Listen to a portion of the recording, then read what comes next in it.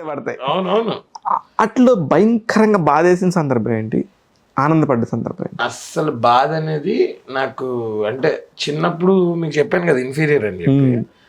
So there were situation అంటే ఆ hardships అన్ని what more worst can you see అనే సిచ్యువేషన్స్ నేను చూస్తాను సార్. ఎంతకన్నా వర్స్ట్ ఏముంటుంది అంటే పేరెంట్స్తో ట్రైన్లో వెళ్తున్నప్పుడు ఎదురు సీట్లో కూర్చుని ఆడు పక్కన చెప్తున్నాడు ఆడు చూడే ఎంత అది మా పేరెంట్స్ అది చూడడం నేను చూసేవాడిని.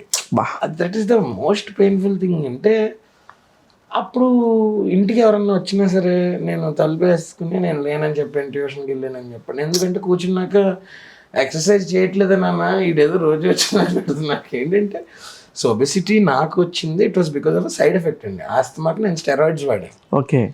నాకు 10 months అప్పుడు బికాజ్ అటాక్ మ్యాసివ్ ఉందని చెప్పి 5-year-oldకి ఇచ్చే డోసేజ్ ఇచ్చారు. ఓకే. మా పేరెంట్స్కి వితౌట్ దట్ ఇన్ఫర్మేషన్ నాకు ఎప్పుడు ఆ అటాక్ వచ్చినా వాళ్ళ ఇంజెక్షన్ కొని చేయించేసేవారు. Okay. Over point of time ఏమైంది, చిన్నప్పుడు చబ్బీగా ఉండేది, బాగానే ఉండేది. బట్ ఎప్పుడైతే నేను growing up 7th class 8th class 9th classకి వచ్చేసరికి డైరెక్ట్ బాడీ షేమింగ్ ఉన్నట్టు. అంటే ఇంక ఫిజికల్ అబ్యూసే క్లాస్లో అయితే గెల్లడాలు. అంటే నీకు ఏదన్నా క్యూట్గా అనిపిస్తే దాన్ని గెలడం ఏంటో అనే లాజిక్ నాకు అర్థమయ్యేది కాదు. ఇదేంట్రా బాగోయింది. సో ఇలా ట్రైన్స్ వీటిల్లో బయట ఎక్కడికి వెళ్ళినా నడుచుకుని వెళ్ళినప్పుడు చూసిన నేను ఇంటర్మీడియట్లో కాలేజ్కి ఐ యూస్ టు వాక్. అప్పుడు అనిపించిందండి ఒకరోజు, అరే నన్ను చూసి వాడి ఫేస్లో ఒక రియాక్షన్ వచ్చింది. వాడు నవ్వాడు, నన్ను వేసుకున్నాడు, లేకపోతే నా మీద జోక్ వేసాడు.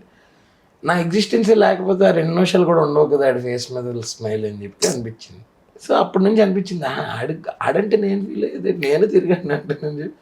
It was no more laughing at me but it was laughing with me from there on అనమాట. సో కాలేజ్ ఇంజనీరింగ్ వచ్చేసరికి ఫుల్ యాక్టివ్ అన్నట్టు. మొత్తం 4 సంవత్సరాలలో ఫ్రెండ్స్ అనమాట. మా సీనియర్లతో కూర్చొని మా బ్యాచ్ వాళ్ళని ర్యాగింగ్ చేసేవాళ్ళు, అంత ఫ్రెండ్లీ అనమాట. సో సడన్గా ఒక ఇంట్రోవర్ట్ ఎక్స్ట్రోవర్ట్ అవ్వాలని డిసైడ్ అయితే ఎలా ఉంటుందంటే అలాగా గదిలో పెట్టి కనుక పిల్లిని కొట్టేస్తే నా పిల్లి కూడా పుల్ అయిపోతుంది అంటారు కదా. అట్లా ఇంకా ఆ రోజు నుంచి సార్ నాట్ ఈవెన్ వన్స్ నాకు ఈ టోటల్ ఇంటర్వ్యూలో నిజంగా నాకు పెయిన్ అనిపించింది సందర్భం నిజంగా అదే.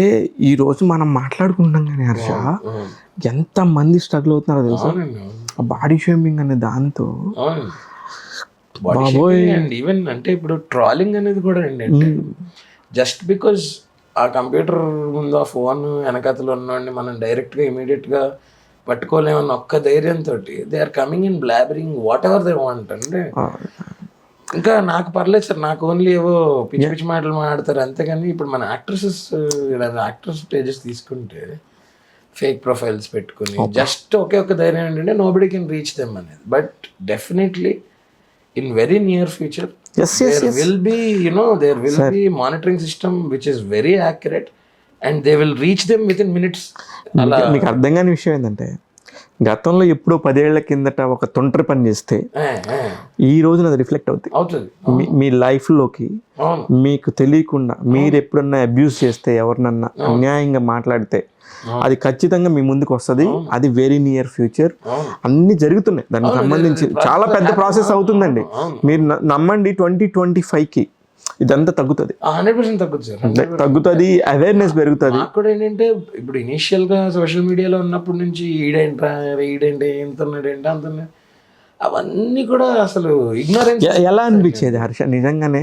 I know but it's pain. But మీ పర్సనల్ మీ ఇన్నర్ మూడ్ లోకి వెరీ ఫ్రాంక్లీ స్పీకింగ్ నేను నా గురించి I think I'm more interesting person than what somebody is typing.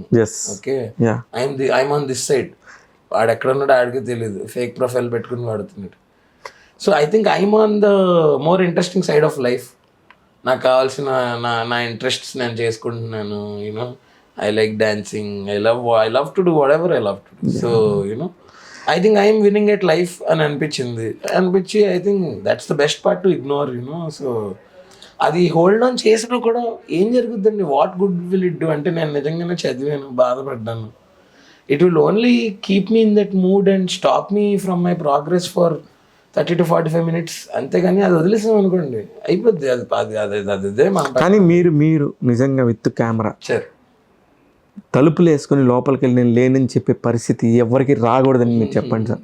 ఎందుకంటే it's a very pain. Yeah sir అంటే ఎందుకంటే ఇప్పుడు మీరు ఈ స్టేజ్లో ఉండి మాట్లాడుతున్నారు కానీ అవునండి ఎంతమంది గదుల్లో ఉండి నేను లేనని చెప్పమనే పిల్లలు నాకు తెలుసు. అవును నేను చూసా, నా కళ్ళారా చూసా. ఫర్ డిఫరెంట్ రీజన్స్ అండి, నాట్ నో అది ఎగ్జాక్ట్లీ వాళ్ళ అకాడమిక్స్ గురించి ప్రెషర్ పెట్టకూడదు.